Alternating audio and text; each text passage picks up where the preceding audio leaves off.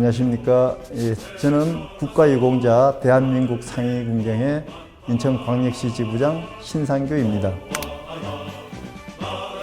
군인 경찰 중에 근무를 하다가 자기 과실이 아니고 불가피한 사고로 몸을 다쳤던 사람들이 상위군경 자격이 되고 그 사람들로 해서 상위군경 단체에 이제 들어오는 거죠. 이제 우리가 그쵸, 신체가 다 불편한 사람들이죠. 안 다친 사람은 상위군경이 될 수가 없고. 그 지부장님이 어디가 아프시고 어떻게 안 좋으세요? 저는 이제 다칠 때 이 고관절이 이렇게 놀아야 되는데 이 고관절이 다 깨졌어요. 나는 잘 앉지를 못해. 제가 가장 오해받는 게 그거예요. 비스듬하게 앉아야 되고 다리를 뻗어야 되고 그게 제일 이제 나한테는 스트레스지. 그게 군대 제대를 하고 경찰 들어서 다쳤으니까 그 사고 처리를 하러 이제 나갔다가 서로 복귀하다가 미군 차가 이제 받았는데 피해도 됐어요. 내가 이걸 안 막으면 뒤에 그 일반 시민들이 버스에 한 차를 탔으니 내가 경찰관인데 그러면 차라리 내가 다치더라도 내가 이걸 막는 게 낫겠다. 우리 집사람이 임신한 지가 5개월 됐나? 아까 내가 가족 생각이 난다 그랬죠. 그 내가 태어날 아이, 내가 죽으면 얘가 과연 제대로 될 것이냐. 내가 살아야지. 그래서 더 열심히 살고 가장이고 아빠고 남편이라는 그 책임감이 병원에 있을 땐 참 눈물도 많이 흘렸지. 이제 면회를 오면 데리고 오잖아요. 이제 이쁜 거보다가 내가 사랑을 못 주니까 그게 그렇게 왔다가 이제 병실을 떠나고 나면 눈물이 나는 거예요. 이제.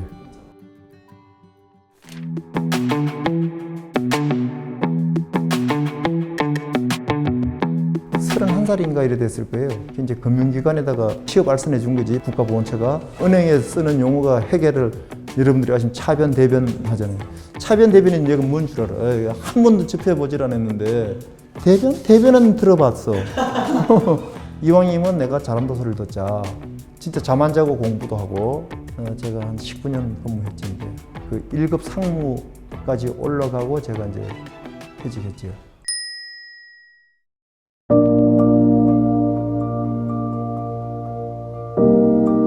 제가 여기 사무국장 들어올 때도 6.25 회원들이 한 30% 넘었어요. 근데 지금은 6.25 선배님들이 다 돌아가시고 지금 전국에 한 25,000명, 3만 명? 그리고 우리 지부에서도 지금 한 500명밖에 안 계셔요.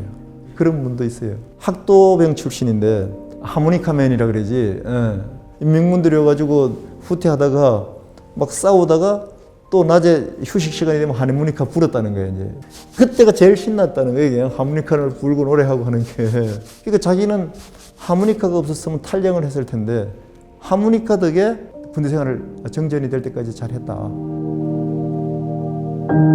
우리나라가 이렇게 경제 성장을 하게 된 거는 6.25 선배님들이 안 계셨다면 지금의 여러분들도 없고 나도 없어요. 6.25 선배님들이 전쟁도 하고 또 국가 재건을 위해서도 진짜 몸과 마음을 다 바친 분들이에요. 그분들이 51년도 5월 15일 날 상위용사회라는 걸 만들었고 그때부터 가장 인상에 남는 게 돌아가셔가지고 국립묘지에 안장을 했는데 유가족들이 전화가 와서 국가보훈처에서 처음에 심사는 통과를 했는데 그게 행정착오지. 이게 대전 국립현충원에 안장을 했는데 그 기록이 뒤에 나온 거예요. 이제 백마고지 전투에 3일 참가를 안 했다는 게. 근데 사실 참가를 했는지 안 했는지도 모르잖아요. 사실 그 당시 전쟁통인데 그걸로 해가지고 국립묘지 안장을 안 된다면 이건 좀 말이 안 된다. 안장을 해주는 게 맞다 해가지고 그분이 안장을 해서 이제 국립현충원에 모신 거. 그래서 그게 하나가 이제 가장 기억에 남고.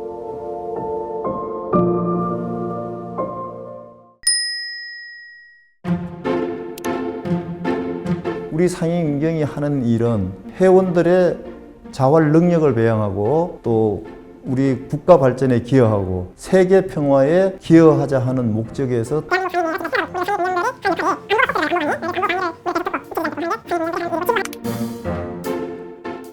대학을 설립하셨다고 하는데 언제 몇 년도에 설립하셨어요? 상위군경회가 복지대학을 운영을 했는데 2012년부터 시작을 했고 집에만 있어야 되고 다 신체가 이렇다 보면 나가는 걸 싫어하고 내 신체 장애를 노출하는 걸 싫어해. 사람은 심리가. 그 은둔 생활을 주로 많이 하는 거지. 그런데 이 보건복지문화대학이 생기고 나서는 똑같은 처지에 똑같은 사람들이 와서 같이 웃고 즐기고 배우고 이러니까 그걸 상당히 만족해 하시는 거예요. 자,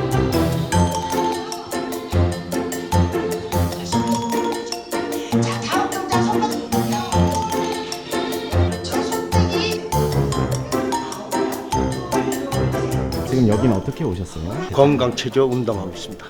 올라오면서 다리하고 손하고 조금 다쳐가지고 보기 좀 불편했습니다. 행사로 같이 하던 전후 뭐 다 있으니까 한 일주일에 한 번씩만 하니까 정말 좋습니다. 복지대 화이팅!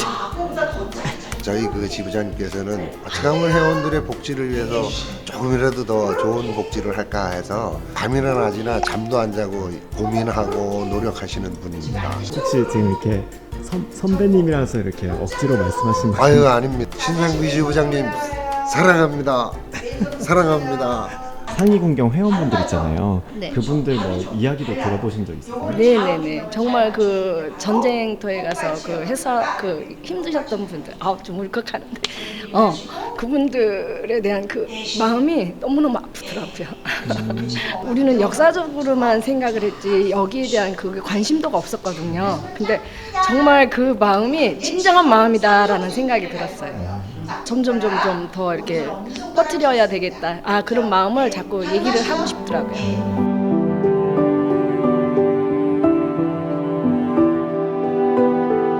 이번에 트리기에 거기 지진 피해가 났잖아요. 이제 피해가 나서 그 트리기에가 우리 6.25 때 또 우리 지원을 해주고 우리가 이만큼 잘 살게 됐으니 우리도 그들한테 어려울 때 뭔가 해줘야 될 거 아니냐. 그래서 굿네이버스가 또 인천 지역에서 우리 보건가족들한테 많은 그 도움을 줘요.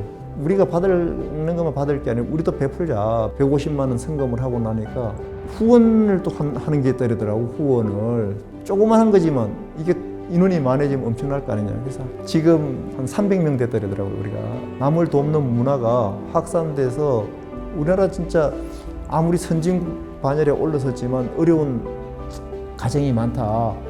돈이 없어서 학교로 못 다니고 아직 못 먹는 아이들도 있잖아요. 그런 아이들을 난 좀 도와줬으면 좋겠다. 그렇게 하려고 저는 마음 먹고 있어요. 네.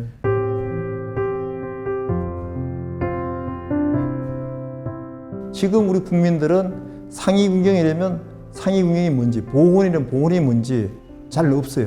상위군경으로서 가장 아쉽고 국민들 개개인은 모른다고 하더라도 정부가 일관되게 보건 행정을 펴나가야 이런 것도 알게 되고 우리가 생각하던 상임경하고 많이 틀리더라는 걸 여러분들이 가장 전파를 잘 해주실 분들이고 상임경이 조금 부족한 게 있더라도 이해를 해주시고 좀 존경해주고 하면 고맙고 감사하겠습니다.